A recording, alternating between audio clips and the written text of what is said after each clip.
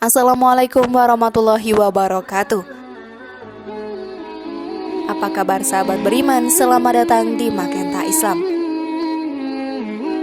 Di era yang serba instan kini, semua hal cenderung dikerjakan secara cepat, saling berlomba dalam menyelesaikan setiap urusan. Akibatnya urusan ibadah jadi korbannya.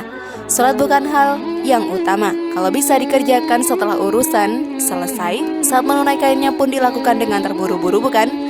Tak jarang juga sambil memikirkan urusan dunia, sekedar menggugurkan tanggung jawab. Akhirnya hal-hal krusial dalam sholat dilupakan. Jika sahabat beriman termasuk orang-orang yang seperti tadi, bisa jadi sahabat beriman adalah muslimah yang pencuri sholat. Siapakah mereka yang kerap mencuri dalam sholat sahabat beriman? Dan mengapa disebut demikian? Dan inilah golongan para pencuri sholat versi dari Magenta Islam. Namun sebelum lanjut, klik dulu tombol loncengnya supaya kita tetap bertebar syiar melalui channel ini. Mari berbagi pengetahuan dan ilmu yang bermanfaat. Amin ya robbal alamin.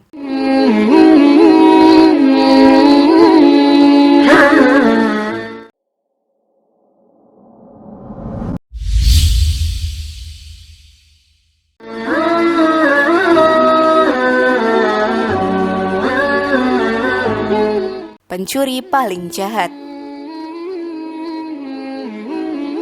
Istilah mencuri dalam sholat merujuk pada sabda Rasulullah, sejahat-jahatnya pencuri adalah yang mencuri dari sholatnya. Para sahabatnya bertanya, wahai Rasulullah, bagaimana mencuri dari sholat? Rasulullah pun menjawab, dia tidak menyempurnakan rukuk dan sujudnya. Hadis riwayat Ahmad. Dari hadis tersebut, Rasulullah menegaskan bahwa mencuri dalam sholat lebih buruk dibandingkan mencuri harta. Dalam dalil lain, Rasulullah melarang menunaikan sholat dengan terburu-buru. Dari Abu Hurairah radhiyallahu anhu berkata, Rasulullah shallallahu alaihi wasallam melarangku bersujud dengan cepat, seperti halnya ayam yang mematuk makanan, menoleh-noleh seperti musang dan duduk seperti kera.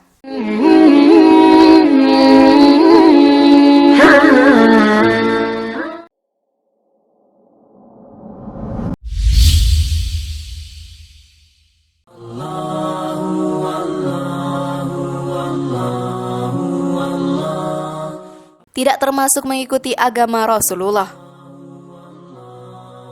Tak hanya sebagai larangan, mereka yang menunaikan sholat dengan tergesa-gesa akan meninggal dalam keadaan bukan sebagai muslim.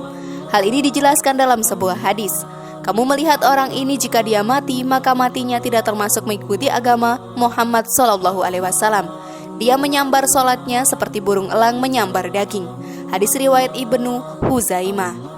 Agar tidak menjadi salah satu pencuri dalam sholat, maka hendaknya kita memenuhi rukun-rukun sholat. Rukun sholat dalam kitab Safinatun Najah karya Syekh Salim Ibnu Sumair terdiri dari 17 poin. Dalam hal ini rukuk dan sujud mempunyai perhatian lebih.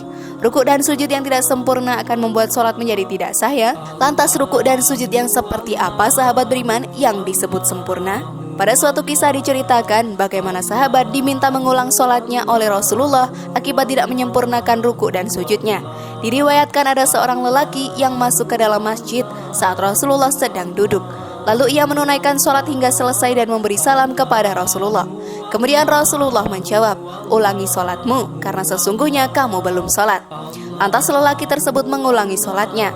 Setelah itu ia datang kepada Rasul dan dijawab dengan jawaban yang sama, ulangi sholatmu karena kamu belum sholat. Kemudian lelaki tersebut mengulangi sholatnya hingga 3 kali. Dan sebanyak 3 kali juga Rasulullah mengulangi perkataannya. Pada sholat yang terakhir, si lelaki berkata bahwa sholat yang tadi ialah sholat terbaiknya. Ia tahu alasan apa yang membuat Rasulullah mengatakan ibadahnya tidak sempurna. Jika kamu berdiri untuk sholat maka bertakbirlah. Lalu bacalah ayat yang mudah dari Al-Quran. Kemudian rukuklah hingga benar-benar tumakninah dalam rukuk. Lalu bangkitlah dari rukuk hingga kamu berdiri tegak atau lurus. Kemudian sujudlah sampai engkau tumakninah dalam sujud. Lalu angkat kepalamu untuk duduk hingga tumakninah dalam keadaan dudukmu. Kemudian lakukanlah semua itu di seluruh salat rakaatmu.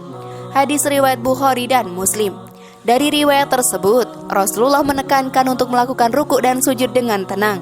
Rasulullah memerintahkan untuk melakukan rukuk dan sujud yang disempurnakan dengan tumakninah. Kemudian rukuklah dan tumakninahlah ketika rukuk. Hadis riwayat Bukhari dan Muslim. Sahabat beriman, Perintah tersebut sama halnya dengan perintah untuk menunaikan tumakninah ketika sujud dan setelah sujud. Sementara itu tumakninah adalah diam beberapa saat sesudah gerakan sebelumnya. Sekira-kiranya, semua anggota badan tetap dengan kadar waktu, lamanya membaca bacaan tasbih.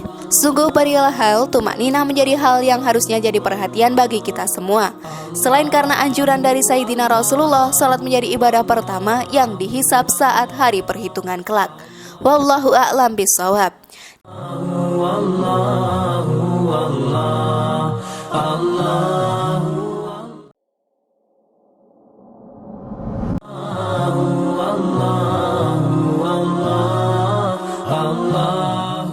Dan itulah tadi ulasan mengenai golongan para pencuri sholat. Bagaimana sahabat beriman? Termasuk di dalamnya kah kalian? Semoga informasi tadi bermanfaat ya, dan membuat kita berpikir lebih bijak. Mari bangun Magenta Islam ini dengan cara klik tombol subscribe, like, share, dan aktifkan tombol loncengnya. Wassalamualaikum warahmatullahi wabarakatuh. Dan jangan lupa tonton video yang lainnya ya.